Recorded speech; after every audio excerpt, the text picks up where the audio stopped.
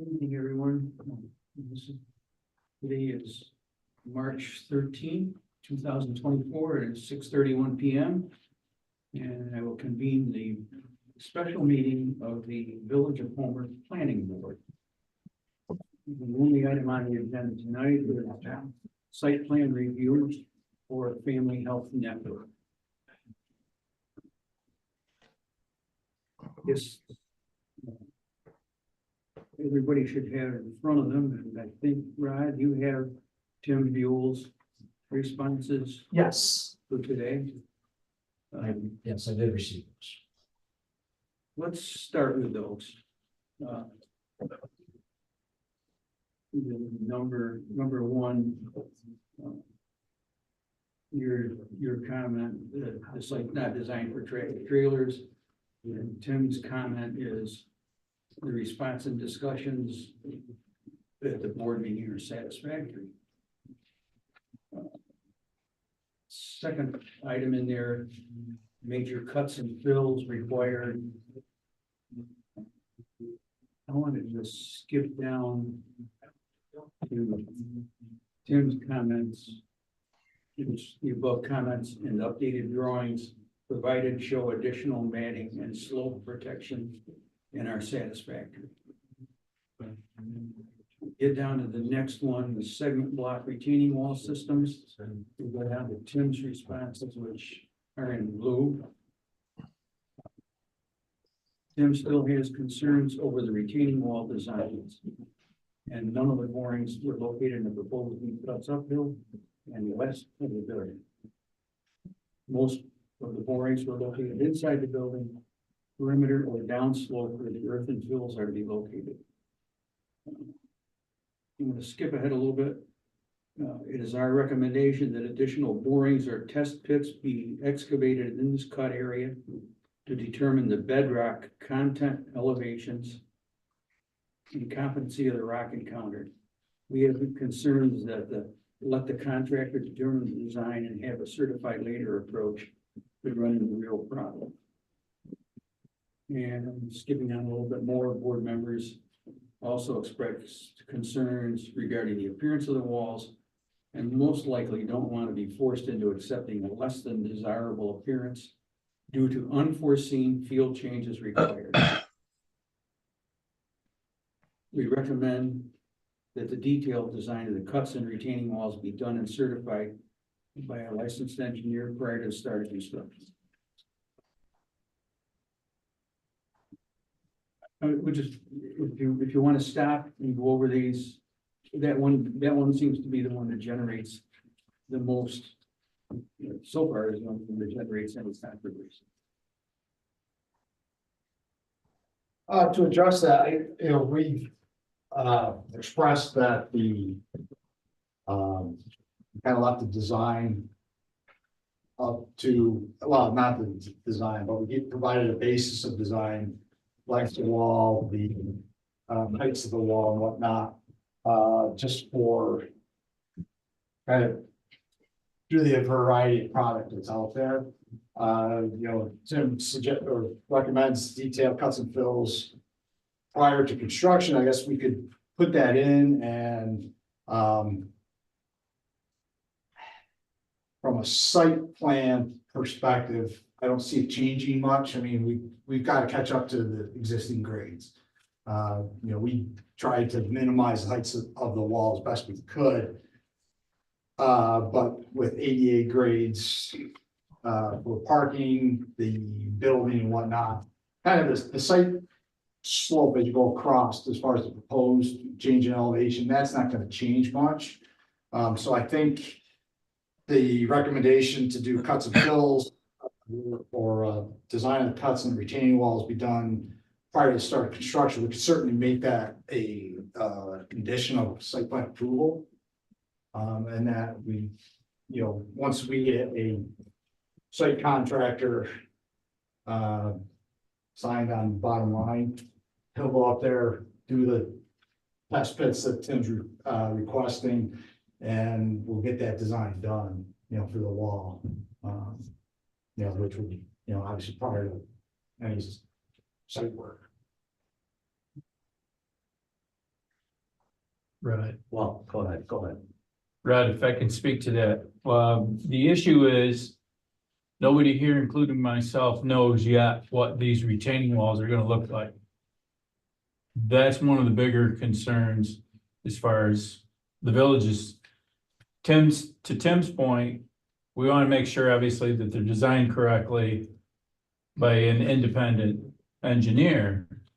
But just as importantly, we wanna make sure, you guys can correct me if I'm wrong, but we want to make sure we've got a decent looking facility with retaining walls that just aren't plain ugly old retaining walls. And the idea of leaving it up to the site contractor to pick those, to me, is absolutely ludicrous. Well, it's not that the site contractor is gonna pick them. I mean, Family Health Network's the ultimate decision maker as far as in control of the site contractor. I guess it's kind of a little cart before the horse type of thing. You know, we can't get a site contractor on board until we get site plan approval. Right, that's one of the things, you know, we can't get them signed up, get financing in place.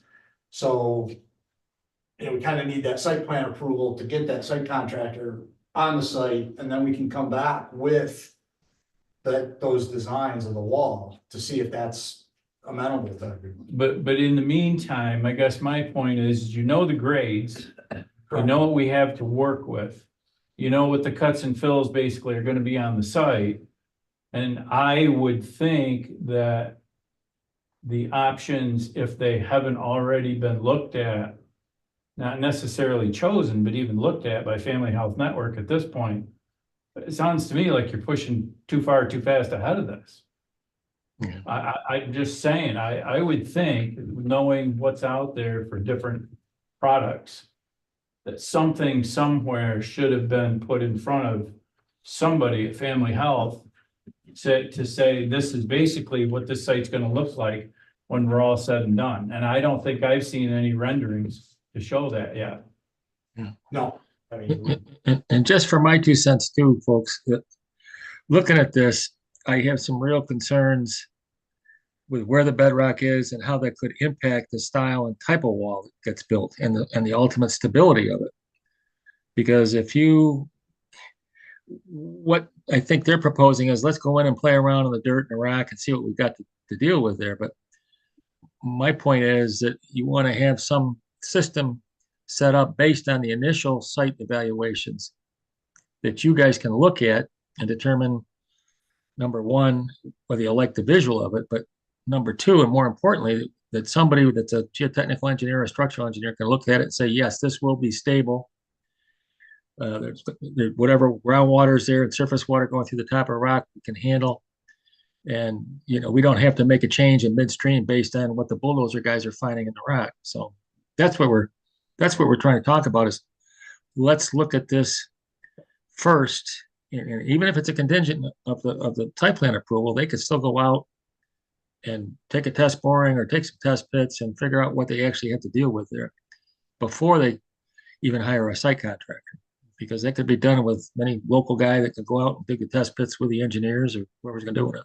So that's my only point.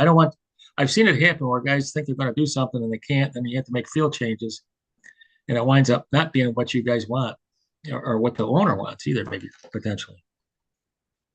Mind if I? Go ahead, Frank. Tim, I look at this and correct me if I'm wrong, you know more about this than me. I read your report this morning. I see it as maybe I'm overgeneralizing it, so tell me if I'm wrong. I see it as 3 issues left outstanding. The one that we're just talking about is the retaining wall, both the design and the aesthetic. Number 2, I think it's mentioned in number 5 of your report, is the DOT approving the TIS. And then I think it's in number 7, making sure the DOT approves of the SWIP. Is that pretty fair? The 3 things that are outstanding? Yeah, there's one more that I think too, is that on the EAF form, they mentioned the fact that it's been cleared for any impacts on historic structures or districts, but I don't recall seeing anything about archaeological sites. And that was checked yes on the form, it could potentially. And I think we need to know, that there may have been a study done previously when the first project was done, or a evaluation of any archaeological artifacts or anything in the set, but I haven't seen it, so. It'd probably be prudent to ask Rod if that's been cleared or not, so. Go ahead. Well, I reached out to SHPO today after I got the letter. I have a copy of what I first called him and then followed up with an email showing him, if you look at the cultural resource investigation site, it does show that a phase 1A and 1B was performed on this site.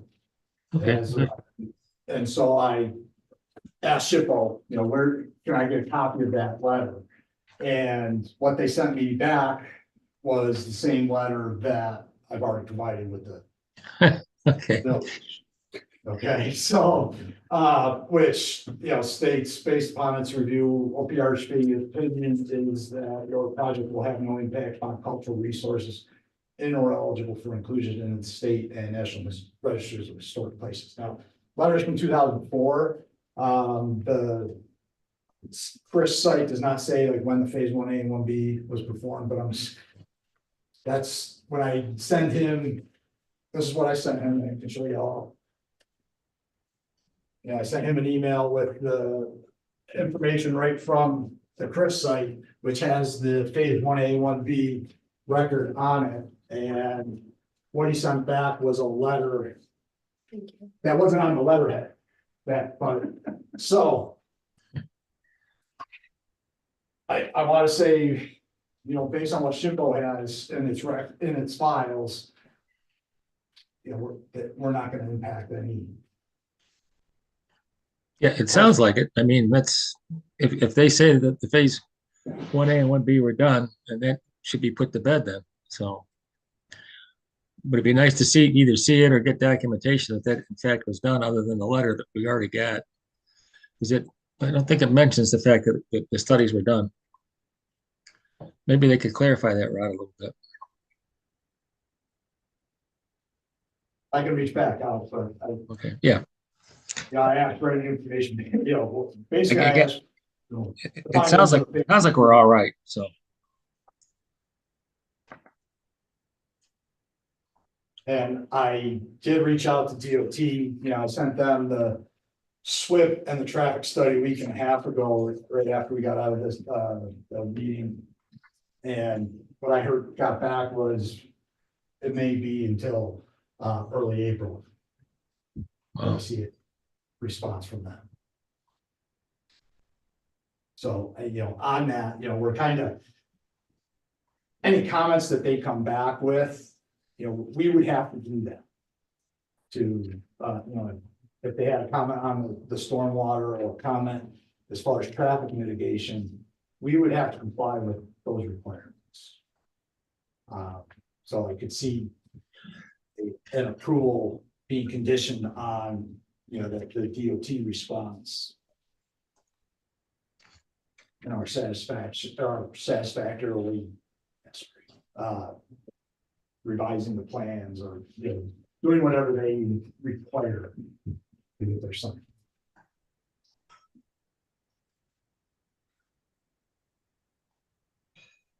As I see it, the biggest issue is taking Tim's recommendation for the retaining walls. I mean, my reaction is that we should do that, and I'm not sure how a contingency would work. I mean, we could do maybe a site plan review contingent, and this is done to our satisfaction or codes and satisfaction before the project is even started. It can't be a contingency that comes later. It's too late then. It needs to be, in my opinion, done before the project actually goes to work. But as your point is, it's kind of a round robin thing, that what comes first. You want to get going, you need to I don't know, you need to get things going. And so therefore, if we had no other objections, really that's the big one. We could say that what we see is okay, except that this needs to be resolved with a civil engineer doing all as it says here before construction begins. And I think we agreed to coming back before the planning board to show what the the final wall is gonna, well, not the final, what our intention is for the final, to get your approval on that, before we sign on the dotted line with the contractor that, yes, this is the product we want. You know, and that would have the full design from a structural engineer as far as, you know, any reinforcement behind the wall, any drainage behind the wall. You know, it needs to be. I think the way that was proposed was a little later than Tim's suggesting here. It's too late then. Perhaps, because this is such a major deal, not only visually, but from a structural secure point of view, that affects the whole site. My concern with that, and the other things I think are more clerical in nature, you know, like the DOT driveway and stormwater, those are things that can be fixed. But if you, let's say you go in and dig out your benches for the walls, and all of a sudden you don't find what you want, you've got to make a change that requires filling or altering that. It may impact not only the drainage, but the design of the walls themselves and things like that. I've seen it, the one thing you spend a lot of time monkeying around trying to make the fills and put it back together again, and you wind up compromising things. But to me, it seems like it's a pretty significant part of the project, and we should maybe have more detailed information and design on that, how that's going to work and what it's going to look like. But you could do that subject to something prior to construction, if that'll help. But I think it should be done before you start moving dirt around the plan. So that's my only comment, because you get a guy in a bulldozer, he can mess things up if they don't know what they're doing or don't know what they're got to deal with yet. So. Tim, would you give us some insight as to how serious this could be? What could go down? What could go wrong if there's a result up front? Like you're talking about, yeah. What's the impact? Impact on the parking and the location of the building, the space behind the building to the retaining wall? There could be slope stability issues in terms of you've got a retaining wall on top of another retaining wall. And a lot of times, I mean, the soils aren't the type that you really have to, they're not clay type soils or lacustrine soils that could do this, but you do have water moving through the top of the rock. That was documented in the geotech report. And whenever you got water involved coming down like that, you put drainage behind it and everything, it's supposed to work the way it should. But you could have some stability issues. You could have overturning moments. And you've got pretty deep fills on the lower side too. So it's a combination of deep cuts into the hillside and then subsequent fills. Are you going to use imported stuff for that route, or are you going to use the soil excavated out for the fills? Any on-site material would have to be approved by the geotech and structural engineer to be used as backfill behind those walls. Okay. But how about under the building? What are you using for that? And the downslope fills where the retention basins are they going to be on-site soil or? Well, the basins, you know, for the berm of the basin, they'll be on-site material except for like a cap, kind of provide that water proof layer, let's say, just an impermeable liner.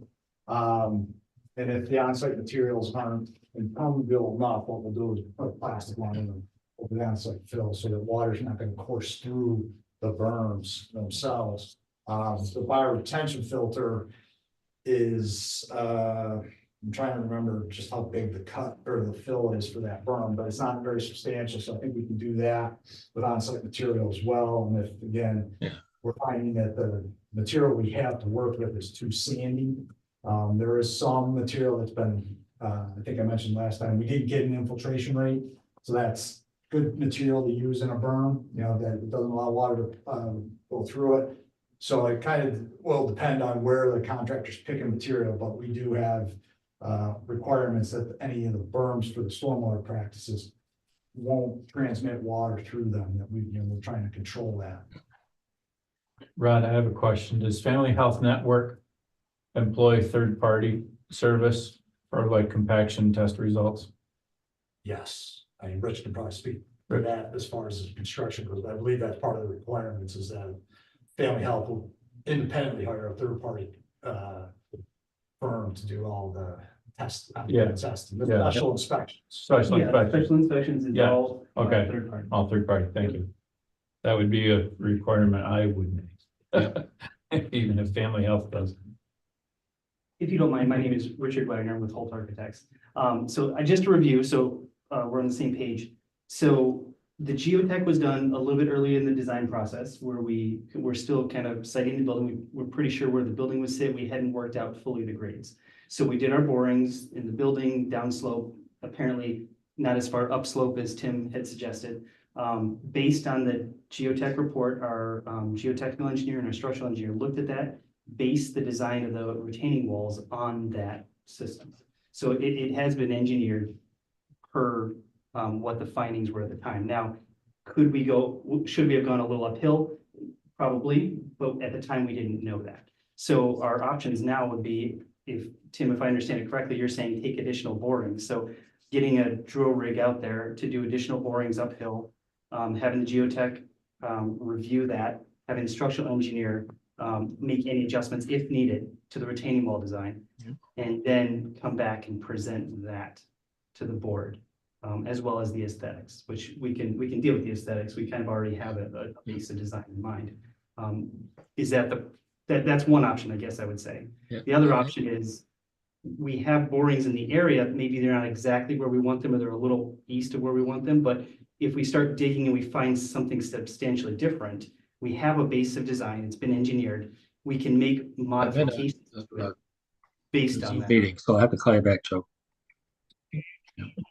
Based on what is found in the field. I mean, we're at the point where, we've been kind of meeting a few times and we're at the point of ready to start construction and take advantage of some of the nicer weather here with spring. So what I don't want to do is just delay it too much further, because the whole process of getting a rig out there may take weeks, and at that point, we could already be in the ground and maybe discover what we need to discover. Well, and we're also just, so these walls are up into the trees, so we will have to cut trees down to do the testing. And that was one of the other things during the. Well, what I'm suggesting, and I think that what my concern is, that if you leave it until the guy's on site actually doing the holes and building the thing, I'm looking for something that says you would agree to do additional testing in pits or bores or whatever you want to do to finalize the design based on what the rock profiles are. And do that before construction starts. I mean, we can approve your site plan, or I can recommend you approve the site plan, subject to not only the DOT stuff, but something like this, where you do some additional site work to find out really what's there you're going to be dealing with prior you start building the thing. And that's all I'm saying. I'm not trying to hold you guys up. I think it's a great project, but I just think we're lacking some information in that one department. Tim, let me ask you this, how many times are we gonna be coming back here then? Maybe only once, depending on what they find and what they do. And it might be some kind of you might want to come back and see what the wall looks like. You still don't know that yet. So, it could be done then. I mean, the design of the wall is easy. We have a base of design. We can certainly show that. I guess I missed the fact that we hadn't shown that yet. So we can certainly do that. That's easy to do. We could do that tomorrow. The borings are what's going to take a while. How many borings, where we take them, how many trees have to come down. It's a much more in-depth process. So it would be, I'm guessing, a month or more, depending on the boring schedule. Usually it takes weeks for them to get on site. So what you're saying though, you're saying you wanna get going, but what our engineer is saying is that he doesn't want construction to begin until this is accomplished.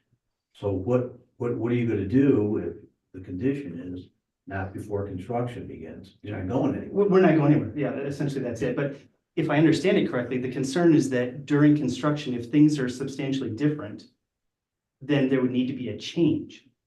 But we would still, whether that's done before, I guess what I'm trying to say is, if there's a change, I don't anticipate it would be substantially different than what has already been designed. We may have to go a little deeper. We may have to bring in some structural fill. There might be some things we have to do, but it doesn't change. I don't think it substantially changes the design or the look of what needs to be done. Also too, that the walls gotta be, because of the amount of earthwork, it's not something that can happen at the end of the project.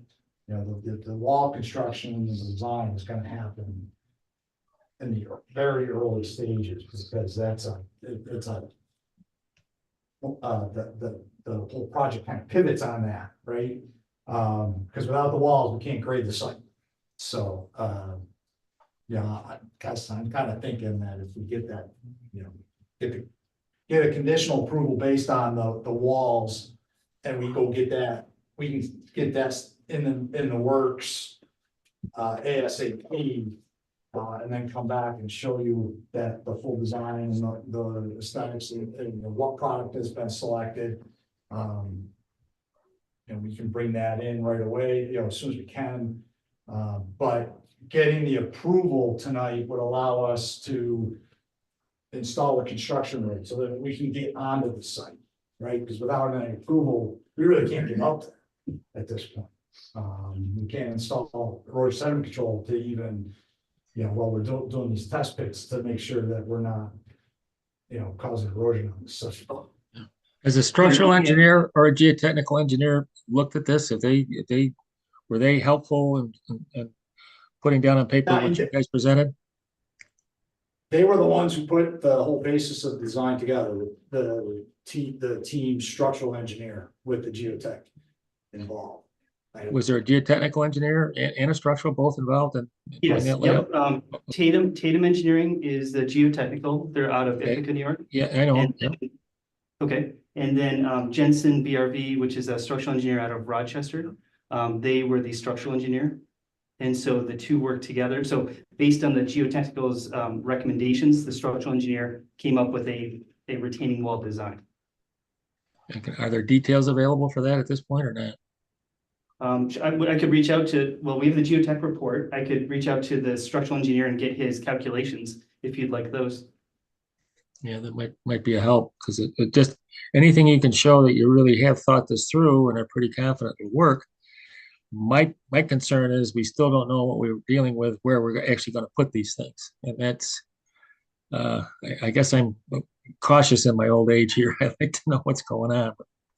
But the location, I mean, let's say we don't have, you know, the exact conditions that were in the report that we think we have. The solution may just be to go deeper. Is that accurate? That could be one thing. You may have a different kind of rock or a different porosity of rock with more water coming through that need to be accounted for. So to me, it's just if you can do it, let's say you get your approval tonight contingent on doing some front end work before you actually start construction with this. Is that going to be punitive to you guys? Because, you know, I think you'd want to have the information as well, just so you know what you're doing. I guess I mean, at this point, we're comfortable with the information that we have. We have an engineered design that's been stamped and signed by the design engineer of record. So if, you know, it happens in construction when you get below grade, occasionally, if you take a boring here and a boring here and you dig in between, something may not be the same, because borings are only little examples, but it doesn't give you a true picture of what's below. So you have to make modifications during construction anyway. And I guess I see this as just a modification during construction. We're not changing the layout of the building. We're not changing the site. It would just be again, I'm not a structural engineer, but I would think that if we needed to, we just go a little bit deeper. But the location, the aesthetics would remain the same. Okay, but so you have stamped signed drawings by a structural and geotechnical engineer for these walls. Not geotechnical, but structural, yes. And where are they? We haven't seen those. We have a whole set of drawings that have been stamped and ready for building permit. We're just kind of waiting for the site plan approval before we can submit the building permit set of drawings. You guys have those drawings now? Oh, we have them, yep. You have them, does the village have them? And we haven't submitted them yet because I thought we had to wait for this approval first. But we're ready to submit them. We can submit them tomorrow. Yeah, we have a question here in this corner. In seeker approval, whether there's anything in regards to this that impacts our approval of seeker. And 17 is, will the proposed action create stormwater discharge either from point or non-point sources? Would this retaining wall have any impact on that and knowing about it? And 18, does the proposed action include construction of other activities that would result in the impoundment of water or other liquids, retention pond and such? So both of them deal with water flow with these. Could we approve the seeker with and without knowing about your concerns about the retaining wall? Can the retaining wall impact this water flow? Well, they've already looked at what they think is going to happen with the retaining walls they have and accounted for that in their SWIP design and stormwater practices. But if it's different than what, when they get in there and start doing it, if it's different, that could impact what they have to do to the practices as well.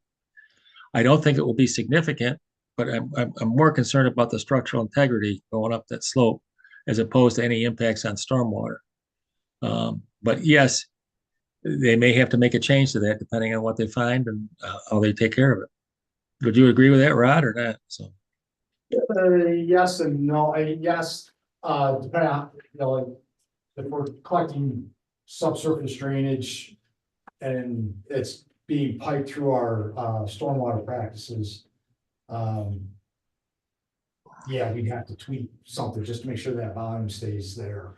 A, that's hard to quantify, but B, also the Speedy's general permit for stormwater discharges from construction activities does not require us to mitigate for groundwater flow. Well, let me ask you this, Tim. If we were going to move forward tonight, are you comfortable with us going through with the seeker right now with these issues outstanding? I think that's the general question. Yeah, I think the seeker would be all right. It's fine. But I would feel more if they have detailed design drawings on these walls and how they're going to key them in and everything. I mean, I haven't seen what the foundations are, or how they're going to reinforce it or anything, or what style and type it is. That's my concern. But seeker, I think you're close enough from a general perspective that you should be all right. I'm more concerned about the physical nature of what's going to happen on the site when we're done. You want to see these other drawings that they have. I'd love to see them, yeah. So, and if they have them, let's take a look at them. You could do it contingent on my review and a look at the thing if you want. But I guess how much of this is site plan review and how much of this is building plan review, right? And at some point, the foundation design, these are building permit issues that I would think would fall under the code officer's jurisdiction. I don't know. It's site plan review. Usually we don't get to that level of detail. That's something we would do as part of the building permit process. yeah, except the question's been raised about you designed something that you didn't have any borings in the vicinity of it. So, how do you know it's going to work, and how do you know you're not going to have to change the site plan?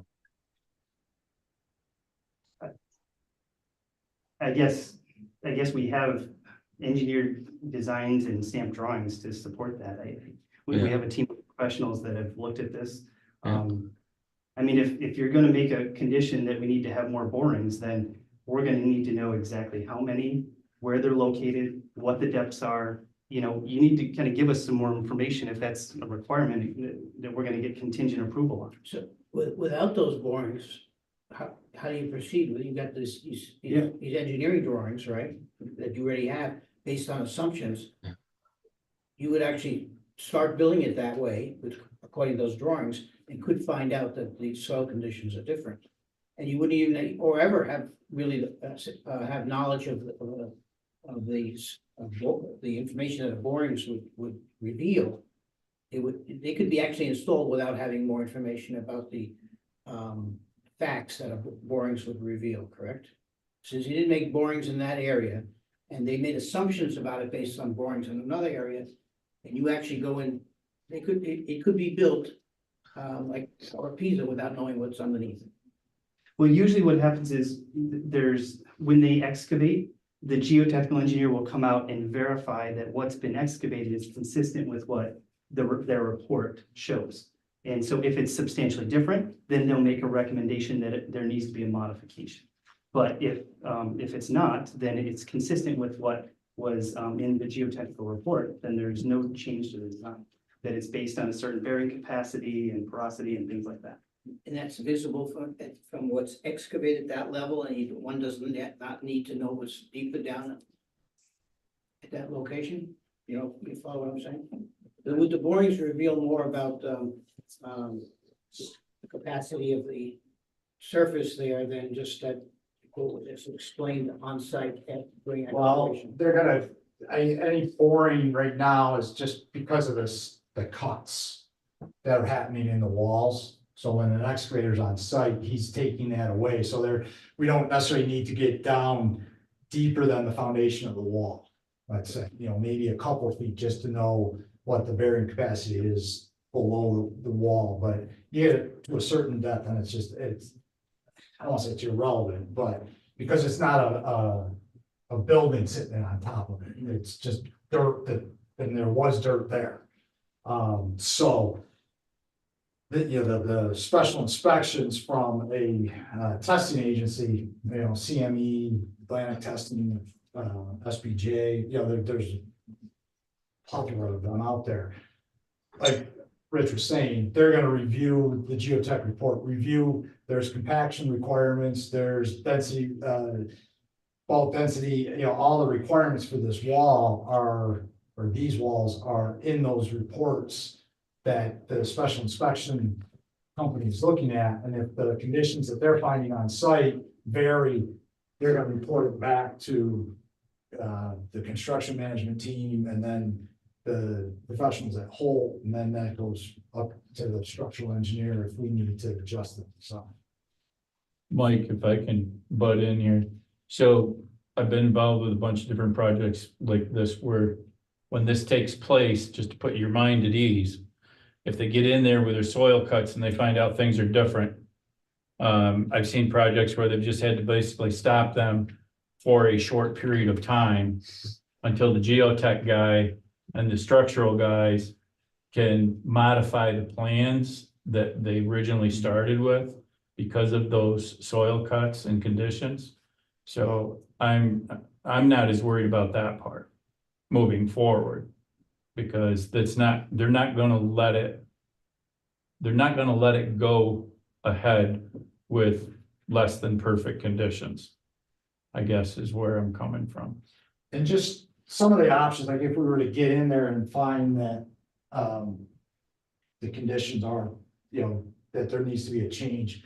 It's not necessarily that the wall's gonna move, it's what we're doing behind the wall. Are we putting in, geotechnical fabric that extends back, that kind of holds back everything, and then they stack that every couple of feet behind the wall and compact it, and so that the material that's within 10 feet of that wall has been reinforced with a geogrid, with proper drainage, and so there's things that we can do that don't affect necessarily the appearance that anybody's gonna see from the wall. It's just, all the underground stuff that the geotech would, and the structural engineer would tweak based on any conditions that are variant from what's in the report.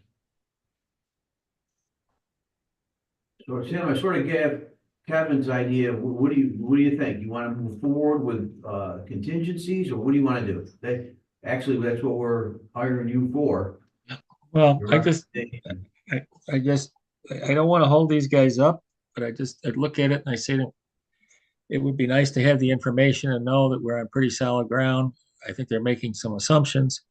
But if we do a contingent on getting some of this more detailed information early on in the project, like Kevin says, you can do workarounds. But we got to be sure that the guys that are the geotech and structural guys are there and can recommend any changes that are necessary. And we should be on deck with that too. They should go through Kevin and myself maybe to make sure that we're happy.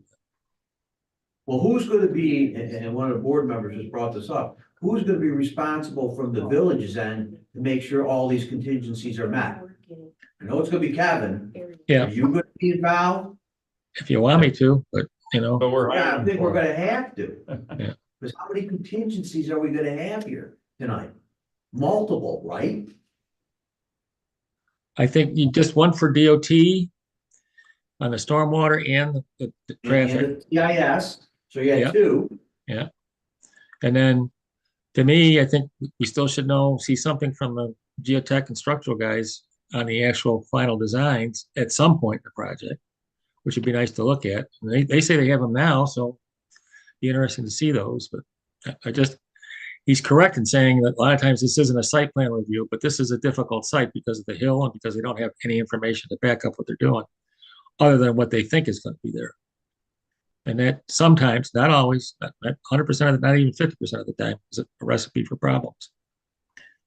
And it could impact how the site looks and how it performs. But So if you're they, at you're at around three contingencies. I think we're okay with the SHPO and the archaeological. That's been done. The 2 DOTs and then something more, or an agreement to do something early in the project before we get everything all done. So you're saying before construction? Before you start actually building the building, yes, definitely, number one. Number two, I'd like to see the information on what they're going to have to do to change the wall Yeah. early in the project. It's gonna be a known. Oh, how early in the project can you get what Tim just asked for? Well, I guess we need specifics. Are you, if you're asking for a current stamped, structural engineer stamped set of drawings, we can get that to you tomorrow. That's easy. Okay, that's If cool. you're asking for additional borings, that's gonna be weeks away.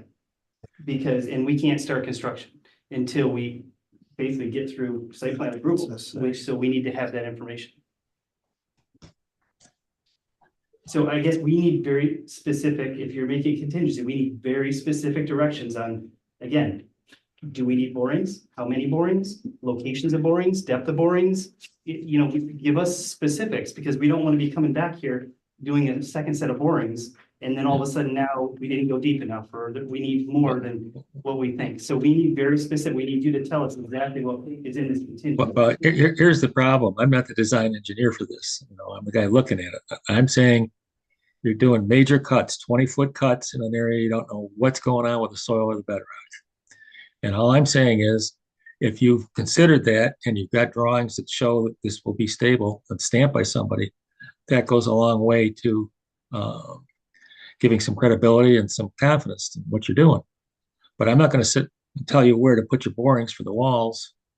I mean, I'm a geotechnical engineer myself, but I'm not designing this project. So I'm reviewing it for the village, and I just am saying the information that you're generating to do this is a little incomplete.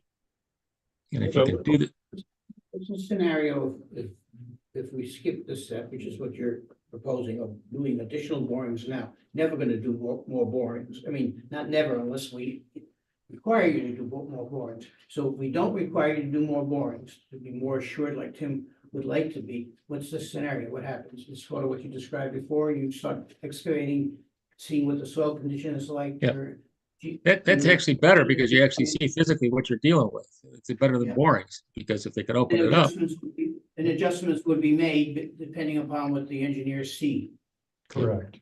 Because New York State requires special inspections, so there will be special inspector on the site.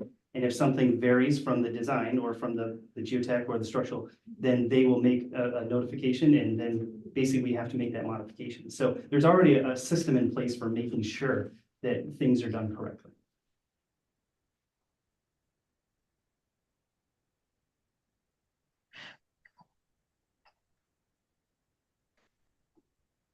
Up to the board and with Kevin and Tim's suggestions.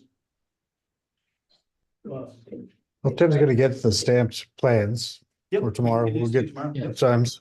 The process of excavation seems, as Tim just stated, is better.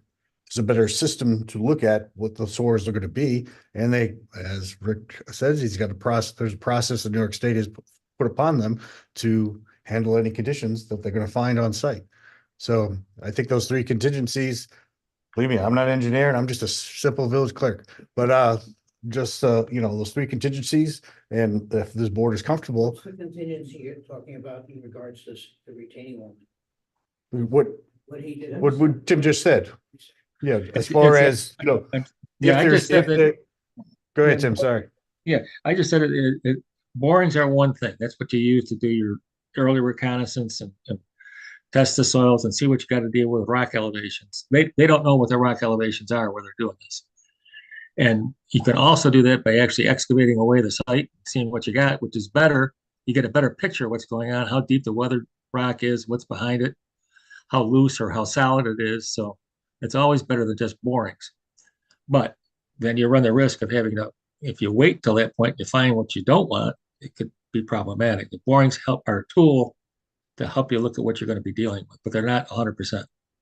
They would be picking up the risk that when they get into this, they actually got a bigger project than they thought. Right. Yeah. That would- Yeah. They could have a very costly change or something here, and that's their risk. So, So you would advise them, or any, in this situation, to have done borings earlier in that location to have a better prophecy of what the yeah, retaining wall. at least a better window of what was potentially there. So, but that's, Without that- yeah. So without that, and we go with the scenario where the excavations are gonna reveal what needs to be done, what's the contingency at this stage? The contingency is we'd have to review or actually Kevin would be the guy doing the changes. Reviewing if they modified the foundations or did rock anchors or something like that to hold it in place if necessary. All of that detail would have to be shown as part of the building permit process, which I could review with Kevin if he wanted, but Yeah. if their guys are stamping it, it's not. Wouldn't you automatically be involved in that process? Or Correct. We wouldn't have to make a contingency saying. No, that No. you would, no, meet that would your be approval. correct. You're right. I don't see a contingency required if we're gonna go with this scenario that we're gonna do it on site and modify it, which they would have to at their expense.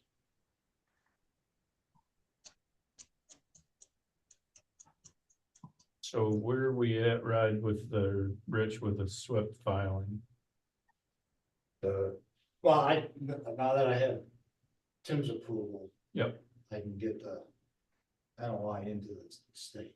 That would be my only request, you guys, is that we have the NOI filed at least before we start clearing and grubbing up there. Oh, yeah, we have, Yeah, we Yeah. have. yes, okay. And the DOT approvals back too, for both. I have a couple questions on that, because I have people in the village are asking me questions about the traffic issues that they feel are gonna happen. And when I see this, I see that there's only afternoon studies, there's nothing in the morning. No, we did a morning, the peak hour, I don't have the These are up TIS with me. 2, 3, and 4 o'clock. And then it Well- also didn't have, it happened a year ago. No, no, so. That chart that you see, Kevin raised the question last meeting about the TIS didn't address the school traffic, Right. okay? Should be in the morning. Yeah. Right, well, what the response I got back, I asked our traffic engineer about that. Yeah. And what he said is, so when he looks at the DOT traffic viewer to figure out when those peak hours are. So he, before he goes out and does actual counts, which he did in January 2024, so just 2 months ago. Okay, He actually looks to see what DOT is saying the peak hours are Contingency. for the day. okay, So he's not just going out there blind saying, okay, it's just gonna be rush hour, 4 to 5. He actually, from the DOT's traffic counts, which is putting out the counters, if you will. So, he relies on the DOT, that information to determine what the peak hour is. And so that chart that I put in the letter was just simply to address Kevin's comment that we did consider the school traffic just to figure out what that peak hour is, and even though the peak hour is still 4 to 5. It's not the window of 2 to 3 or 3 to 4. So and the morning was the same, I don't know how I got mixed up, because it said something in here in April 25th and 26th, and when I looked it up, it was a Tuesday and a Wednesday. well, so that was the data from the DOT traffic. Okay, That wasn't the actual counts that our traffic engineer did in January. You have the date that you did that in January? January 2024. Yeah, I don't have the TIS with me. But school was in session. Cause he didn't get hired until school was in session, you know, it wasn't during Christmas break.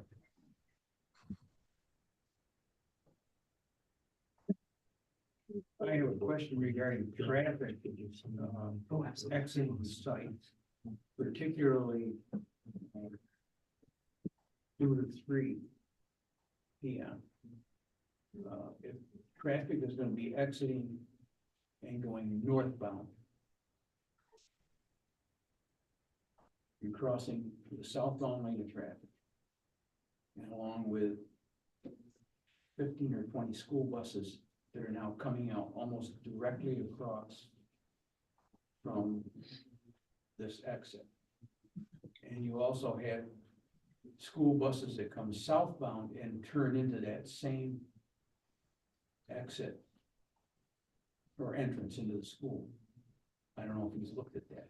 Well, again, so, You know, traffic movements, those numbers don't tell you the specifics of the interaction between or among the various. right, but so during the peak hour.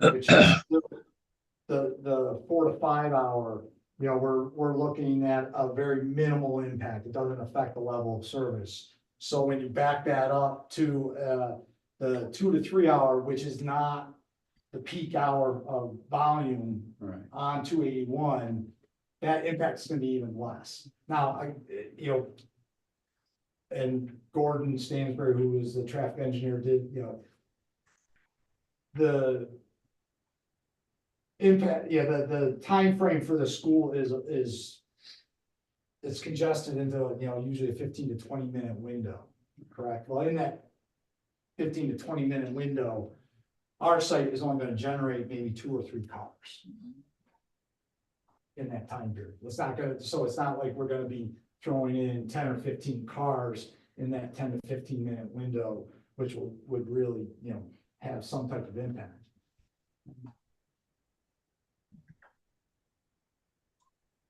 I feel like the impact's gonna be in the morning, because you have all these employees going to this, once it's up and going. And then you have all these teachers going to work, and you have buses going out to go pick up students. I just feel like, I mean, you wanna say 2, 3, 4, whatever the chart is, I just think that there should be something for the morning. I think the morning's gonna be ridiculous. Well, the traffic report, the full traffic study Okay. does address the morning peak and the afternoon peak. And he did do counts at, the 81 interchange, Copeland Ave, our site driveway. I'm not sure if he went down to the next intersection.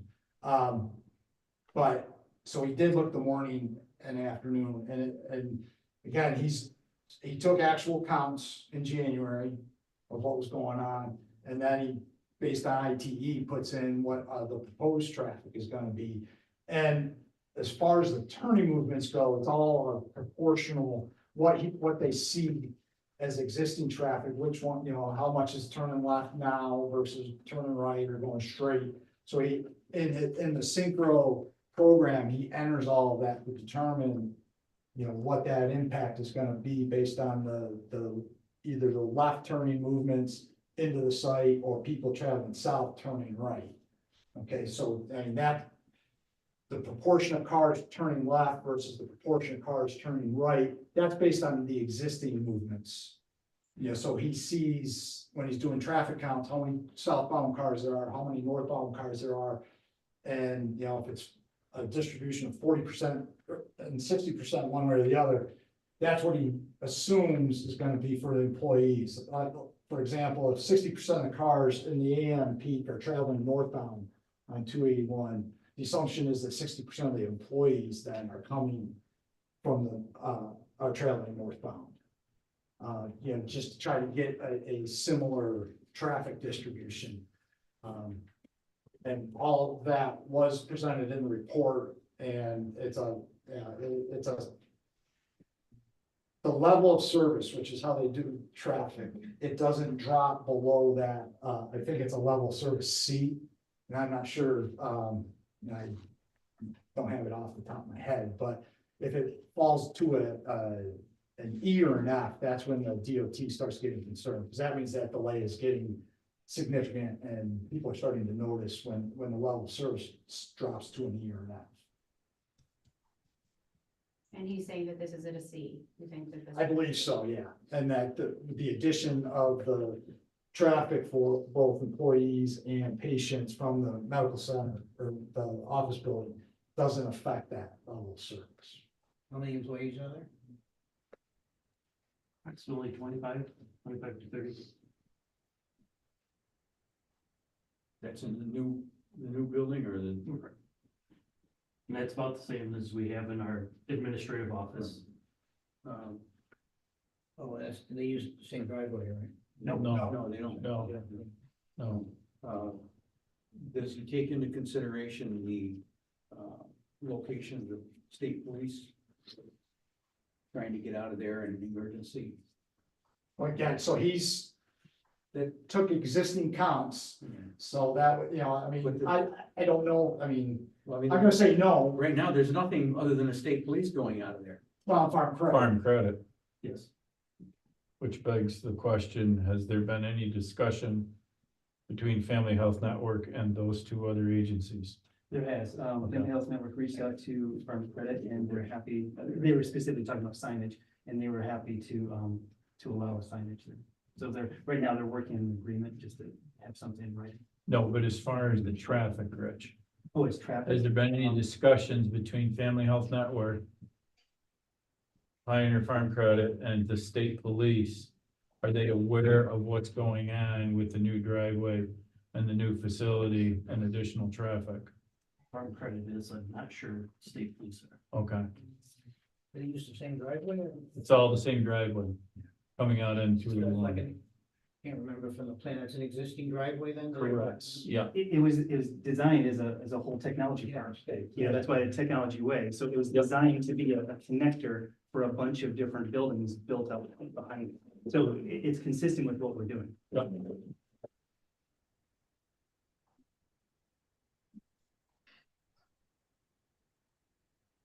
I might add that Where the originally state designed comes as in now right two now. driveways. Yes.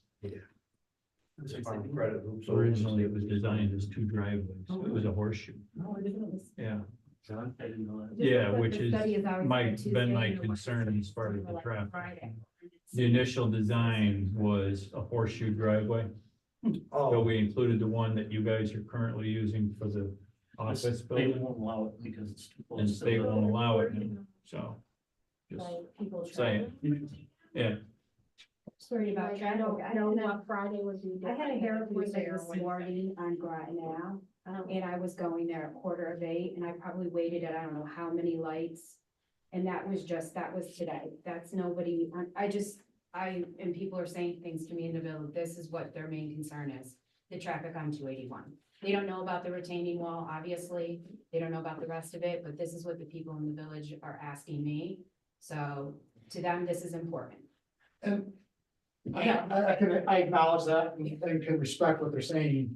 We've looked at it and we've had a licensed, what is the practicing traffic engineer, I don't, PTOE, that's what his license is. And, so he's considered an expert in the field. He's did actual counts, he's run it through the industry standard for the programs, and he's determined that the impact is minimal. But you won't have that report until No, April. no, we've submitted that report. report's been, DOT is the one we're waiting for them to provide comment on that. But I know that GTS Consulting is Gordon Stansberry. He's done, DOT pretty much accepts his work, because he's done every, major projects to really small driveways. I've been working with Gordon for 20 years and I've yet to have DOT question anything he's put out. And I looked at it too, and I felt it was according to the standards with the trip generations, and I've known his work also. I've used him myself, and he's a pretty solid graphic engineer. So hopefully it'll be good.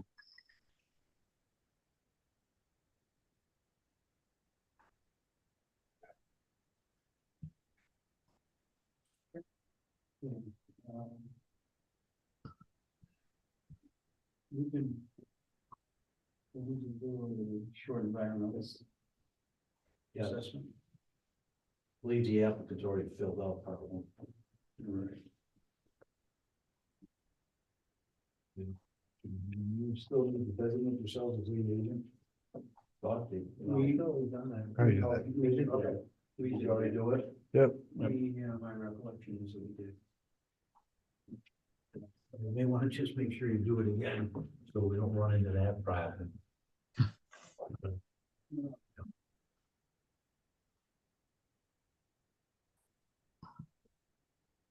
I do believe it was the first Pardon me? site plan review, first meeting that we did. I'm pretty sure. Okay, I just asked, and I. Yeah, no. No.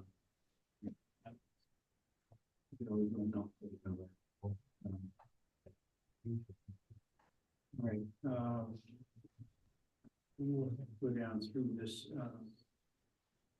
does everybody have a copy of the SCA, what we're looking at? I know you did, but. I printed one out for everyone. You should have one. Everyone has one. I don't know if they, part two. Blank one or the Questions? Part two. Oh, part two. No, sorry, just the part ones there.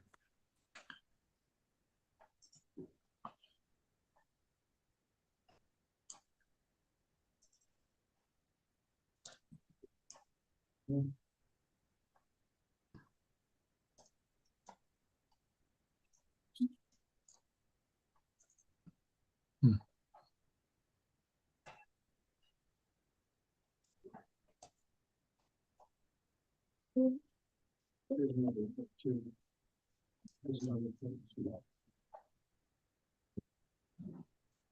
Test afterwards, if you don't test it, you gotta get there around. Increase in merit. Okay. Okay. Let's proceed. Question number one, will the proposed action create a material conflict with an adopted land use plan or zoning regulations?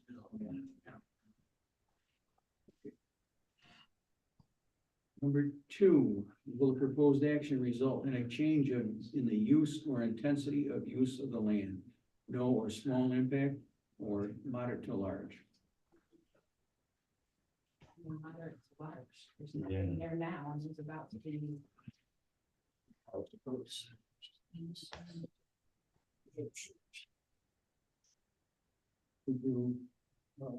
mean, if it doesn't have a large impact on traffic, I mean, that's where basically is the change. I mean, the change of land use of putting a building there in itself, it doesn't. Of course, it's a building there and there's no building prior, so there's taking vacant land and putting a building, but that's not what that's referring to, I don't think.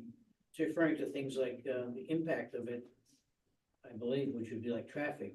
And the other question is if it came in at this moderate thing, by the report, I would think it's, it has a moderate impact or small impact. If it has a moderate impact, we have to go forward. Yeah, I would think we consider that. What, I didn't hear the question. The proposed action result in a change in the use or intensity of the use of the land, moderate or large, or no or small. If you do a moderate or large, if you took two, I forget what the, Yeah. Well, Tim, I think the question is, they're asking in the seeker, if you go to just one moderate to large, I don't think that forces you to go through the long form. No, not typically. okay, I think change in use, I mean, we're using it per the zoning. I mean, the zoning, I think, would account for that. Well, the first one is that it fits the zone, according to the zoning plan. The second one is, it deals with the intensity of use. So. My opinion is it's a small impact, but others might have a different impact. And I think the focus would be traffic. I think it's small impact. Personally. I think moderate, but All right. I said, That's it.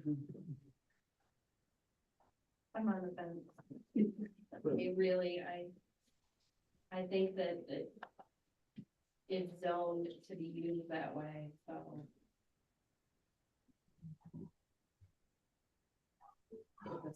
I would say small. 3 out of 2, so we're small. Okay. 3 out of 5, what did I say, 3 out of 2, that doesn't work. Not good math. 3 to 2, that's what 3 to 5. Will proposed action impair the character or quality of the existing community? No or small? No. No. Will the proposed action have an impact on the environmental characteristics? Could cause the establishment of That's the one we snow. don't, that's the one we don't even have, don't apply. I think, right? Just put a no in there, and then there's no question that we looked at it. Will the proposed action result in an adverse change in the existing level of traffic or the affect existing infrastructure for mass transit, biking, or walkway? No or small? Yes. Okay. Will the proposed action cause an increase in the use of energy? And it fails to incorporate reasonably available energy conservation or renewable energy opportunities? No. Will the proposed action impact existing public and private water supplies? No. Public and private wastewater treatment utilities? No. Will the proposed action impair the quality, character, or quality of important historic, archaeological, architectural, or aesthetic resources? Will the proposed action result in an adverse change to natural resources? Wetlands, blah, blah, blah. Will the proposed action result in an increase in the potential for erosion, flooding, or drainage problems? No or small. Will the proposed action create a hazard to environmental resources or human health? Okay. I would entertain a motion for a negative declaration of environmental significance. I will make a motion for a negative declaration. Second.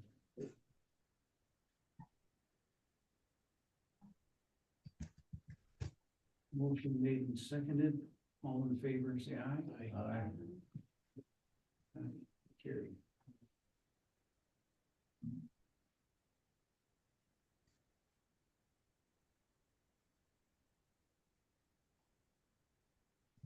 That's out of the way. Next, we need to look at a motion for approval of the site plan with some contingencies. Yeah, I think that's gonna be up to the board. I think you may wanna utilize Kevin and Tim for some of the contingencies. I do think one contingency that we have to put in, because of the way they, wrote their recommendations, and I hope the applicant doesn't disagree, is that the applicant must follow all of the recommendations the county planning board gave. Yeah, I think I understand, but for purposes of the resolution, if you look at their recommendation, they say they only approve their recommendation in the event that all of their requirements are followed. So I want to make sure that this board says, Tim, you know what I'm saying? Yep. Yeah, It should be in the, that you consent to do all of their recommendations. yeah, we've reviewed I know you did. all of them. Some of those recommendations were site plan, some of them were more building permit Understood, but related, so. understood, but they went to a new format. And what their format says, the staff recommends approval of this application only under the following conditions. So they've conditioned their approval over just making sure that all of their conditions are met, and I know you did this. So we just want to put that on the record, that the applicant knows that they have to meet with all of the following conditions. So that's gonna be one condition. One, condition number one is, I have a question. The way the county has it, number 13, and mainly this goes for you, Tim, because it jives with yours. But that's the question, whether it is, they're the same thing, that the applicant develop a SWIP which includes drainage reports showing no potential negative impacts to New York State Route 281, and that applicant obtain coverage under the permit. Is that the same thing as what you have on the number 7? Yes, yeah. So we don't have to have a separate one for that then. So if I could just and I don't know if the report you have has this clerical error. One of the stormwater recommendations says we're going to be installing pumps. It should be sumps. And we made that clear at the county planning board meeting that we weren't gonna be installing pumps for the stormwater. They were talking about sumps in the drainage structures. As long as we understand that, and again, those recommendations which apply to the site plan, I mean, there's gonna be other maybe recommendations that apply to a building permit. But as long as it's understood by the applicant, that all of those recommendations made by county planning will be adhered to by the applicant. Okay, that's gotta be a condition. okay, so we're looking for a motion to approve site plan contingent on one, applicant. So I think, Tim, that your item number 5 is not covered by the county. And we probably have to make our own contingency for that deals with traffic. Yeah, I think that was the one we talked about, let me get it back here. Oh, In our. yeah, getting the letter of certification from the DOT on the TIS and also the stormwater, both of those. Stormwater is covered on the county's number 13, I think, isn't it? Yeah, but this is DOT, 'cause we're draining into DOT structures. The DOT has also input on that in addition to the traffic and the driveway configuration and everything else. They don't want their culverts and bridges and stuff impacted, so they look at the stormwater. Both the contingencies in 5 and 7, we should write in. Yep, yeah, I think so. All right, so you got the first contingency down? I'm working on it. Applicant complies with all 16 conditions on Corley County planning report. That pertain to the site plan. That pertain to the site plan. That pertains to the site, correct? All conditions.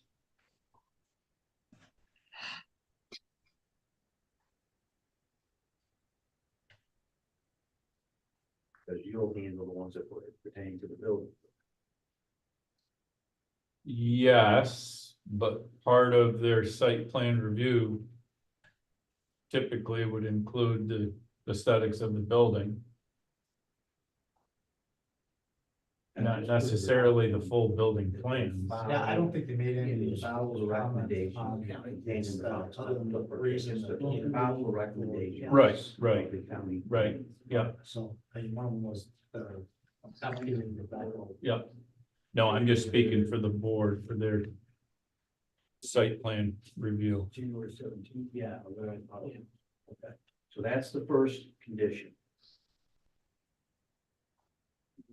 Second condition. Tim, what other conditions do you think we need? I think you gotta have a condition for the DOT approval of the driveway traffic study. And also the stormwater is not gonna impact their facility, so, and Rod was trying to get that letter for tonight, but I guess he didn't get it. And I know how hard it is to get that letter from DOT, so. So what you want as a condition, Tim, is that the site plan approval be approved upon the New York State Department of Transportation accepting the TIS and confirms that no new controls or construction is required. It's perfect, Take that right out of number right, 5. right out of the, yeah. Right out of the blue of Tim's report.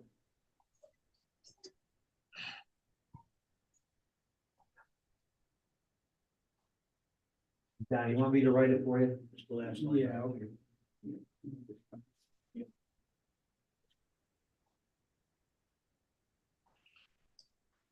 Conditioned upon, it's actually the second sentence there, second line. Conditioned upon the New York State Department of Transportation accepting the TIS and confirms that no controls or constructions are required. For the driveway, they still gotta do sewer and water, but that's not This related. is for the driveway, this is for the driveway, correct? Yep, yep. For the driveway.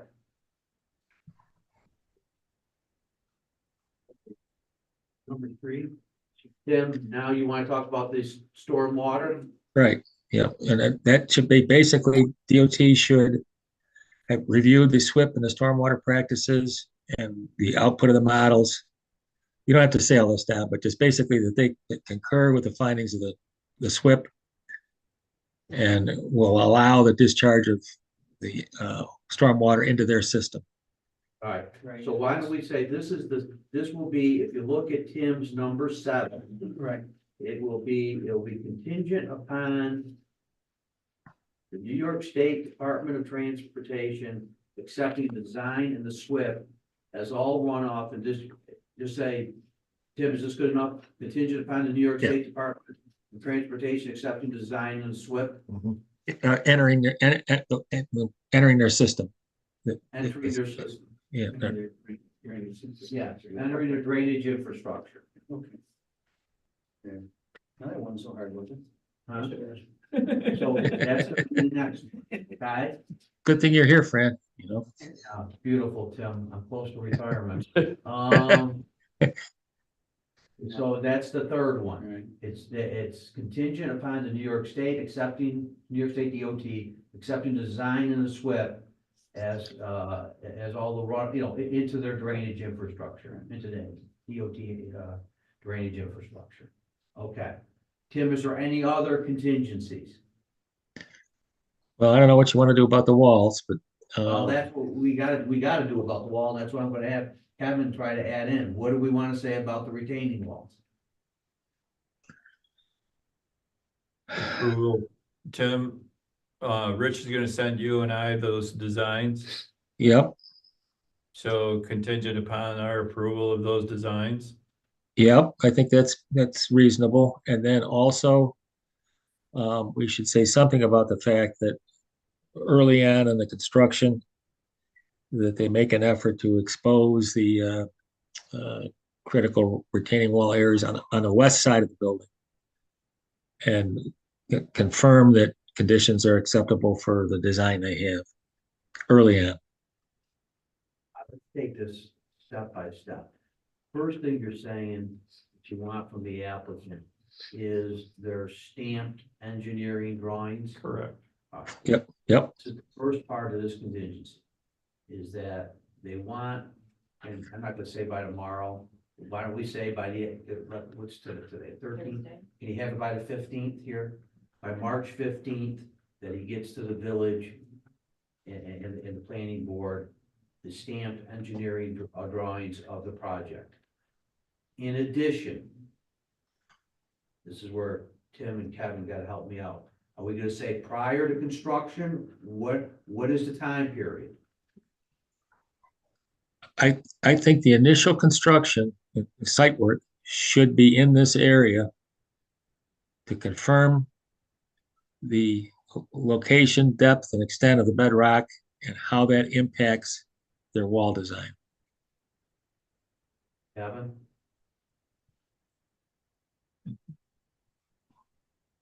If it does at all. Just basic, yeah, but it goes back to basically confirmation of the design that we were being provided by the applicant. Yeah, That's yes, exactly. That's better said, Kevin. So, So what do you wanna say? Approval, how about approval by Tim Buell and Kevin McMahon? of the stamped engineering drawings of the retaining wall design. That's part one. That's part one. that's part one. Yep. Part two is confirmation once the soil, once they're Okay. pushing But- dirt. Confirmation by, And that would be some kind of a letter or certification from the structural engineer that what they put forth is gonna be acceptable. Yeah, the geotech guy and the Yeah. structural. engineer. Well, I think we gotta put this a Just- little bit more clear here. So, the first part with your two approval of the stamped engineering reports. Now, when do they have to get you this other stuff? Is it when they start moving dirt? Is it prior to, when do they have to get this to you? I Yeah, don't, I think- I just see it as the contingency itself going on right now is that of accepting that what gets found is what's been provided to us. As far as the actual site inspections and geotech, that's up to the third party people. Yeah. That's up to Holtz or Family Health Networks. Independent inspectors. So I don't know where you're going with this, whether you want to be able to actually walk that after the cuts are done. To me, it's like we need to rely on these people to provide us with the expertise that this thing is actually being created as it was designed, that's all. That's perfect. I don't see that as a contingency. Yeah. What am I writing? I don't see that. I think we've already addressed that, haven't we, Tim? Yeah, I think so. So we don't have to address anything. That's already in the process. It's in the process that was discussed today. And Yeah, I don't wanna come back 2 months and say, well, I didn't understand. no, once him and I get a chance to look over their design and get those approvals done, like we said earlier, changes will probably be made on site, Yeah. that's just normal, Okay. That's gonna normal. Take care of the design of the retaining wall, correct, okay? Yep. Also as important to this board is not just the design, but the aesthetics. correct. That will have to come back to this board, correct? I would like it to, Right? just so they can see, I don't know, so it's been determined, I don't know, it's not in writing necessarily, there's not gonna be a concrete plain wall of any kind. This will be blocks of different sizes. I don't know if we wanna get into which block is a better design than the other block. The client can determine what they think is better with based upon what they get feedback from the method you suggested that the contractor comes back with ideas. I don't know how that contractor's coming back with their ideas dovetails with what you've been talking about with your engineering studies. I mean, you're starting with your engineering studies, then you're telling the contractor he's gonna come back still with his particular blocks that he wants. But anyway, my point is, Kevin, give me our feedback to us. I'm not sure I wanna get involved in which blocks looks nicer. So just to address your first part. Yeah. The part of the submittals that the contractor has to provide is a wall design for what he's proposing to use for his wall units. And that design will be cross-checked with our structural engineer's design to make sure that the two designs match. So, I Yeah. feel comfortable on this board not seeing what it looks like. yep, And in the village, the people who live here. So I'm sorry, I'm not trying to hold anything up, but I do not feel comfortable with that. 'Cause I don't want it to come back to haunt me, so. Once, it's I think a fairly expeditious manner to, once you've got a contractor who's designed a wall, to bring the design of the blocks, the facade, if you will, or choices that your client has picked for approval by the board. This board? by the board. I mean, look, I think if we were seeing a site plan of the retained, you'd have pictures showing what it was. And I think what you're saying is that, it's not gonna hold you up at all. If once you've picked out what you're gonna do, that it comes, at least they can see it. Yeah. And I don't think that's asking you. I'm looking at Mr. Buell, we were in another municipality adjacent last year, and that was the very issue, wasn't it? Yep, exactly. So, I mean, I don't think it's asking too much to have you come back, and I see a lot of nods, Yeah. to come back and at least show you what you're doing, Yeah, what you selected. Burndary did that. Yeah, I don't see that as a big, I agree with your point. Okay, there's no. So I think that, you don't have a problem with that being a condition, do you? We have no problem submitting the design, absolutely. How logistically would that work? In other words, if we were able to identify the block in, say, 2 or 3 weeks from now, and we submitted that, would you then review it at the next? Yeah, get it in, Yeah. we're put it on the next meeting. Yep. Is that fair enough? Yeah. Yep. Okay, so that's, I don't know how many conditions you have to done. Number 5, submit. But I want to make sure we get all of Kevin, Yeah. him, I do not know short. Lucky I know long. Kevin, Timmy, anything more contingencies? No, I think we've covered it pretty well, so. Kevin? Just to make sure, you know, like I said, talking with Rod, that the NOI gets filed in short order. Due time before anything happens, but that goes without being a condition. I mean, that's a requirement, that's state required. With those 5 or 6 conditions, wherever we're at, with those conditions, then the board, unless Tim and Kevin or any applicant has anything that more they want to say, I guess the board can entertain some discussion and possible approval with the contingencies. I still have to question the lack of communication with the state police. Well, I talked with Rod about that, and I mean, he's indicated to me that he said, well, they should know that there's other people who are gonna come, but I think there's got to, you know, I don't know how we can require, and what I'm thinking about this, require that they have some interaction with the state police. But I mean, I think there may be some times that when they're going to an emergency call, there may be some issues. That's my concern, Fran, is that we're talking about first responders as being the neighbors. We're not talking about a department store or something like that.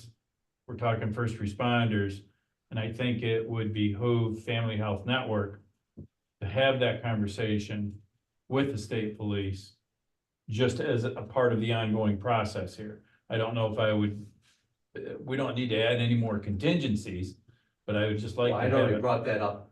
I think that, I brought that up to Rod. I said, I think they might want to have a little discussion, right? I told you that, he might have wanted a discussion with the state police. Yeah, I told him that. yeah. I would ask that gets done, but I wouldn't make it a Right, I condition. mean, I support, of course, that discussion. I'm trying to visualize what the issue you have in mind is, and when they have they want to get out of their place to respond, there could be some cars lined up to get out. It's wide enough for 2 cars to get out? So, I mean, they put on their lights and get out, right? It should be, Mike, correct. But again, You should talk to them. the whole cross-traffic school bus directly across from the school driveway. I mean, there's a few different things going on here all at the same time, but I think just so that they are aware that there's gonna be this increase of traffic from a new building being put up there. Sure. It's not a huge amount of traffic, but just to make them aware of it, that's all. And they're a good neighbor, I wouldn't wanna piss them off. Where do the buses exit? What's that?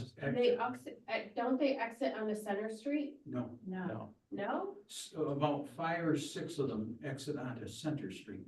Those are the ones usually that go southbound on 281, turn in and park in front of the north wing of the school. The south wing of the school, they're all lined up like chevrons. In front of the school, there's probably, I'm gonna guess 15 or 18 buses there. Yeah. They all come out onto 281. I believe they all go north, but I'm not sure. They do. Yeah, cause there's like a circle, that circular driveway, and then they go out, cause you can't, and there's all traffic, like, people can't come in. So if I remember correctly, they exit from the front of the school onto Center Street and then onto 281. I could be wrong, but that's what I've seen. So they're not exiting across from the New York State Police Department. They're exiting across from. No, they're coming across that. They're coming, they're that coming mid out, driveway, they're yeah, coming out of that by the music room. yeah. Okay, They come out onto 281 because the buses that come, there are buses that come later, southbound, turn in and they park in front of that north L, that north wing. Then when they're parked there, you cannot get out of in front of the south wing without going into 281 because that's blocked with buses that are loading. I don't know whether that's maybe the second bus run or late bus run, whatever it is. All your contingencies, though? I'm good, Tim, I'm good. Jimmy? Yep. Yeah. Okay, you want to review? No. Motion to approve. Okay. can't be. I will make the motion to approve based on the contingencies that we've already discussed. Second? All in favor? Discussion. Well, discussion? We discussed it. All in favor? Aye. Carry. Congratulations. Thank you. Yes. Is that gonna hurt? All right, You guys gotta close your meeting. Motion to close, people. Motion to adjourn? Thanks, Tim. thanks, Kevin, and everybody. Good to see you all again. Good call. Thank you, everybody.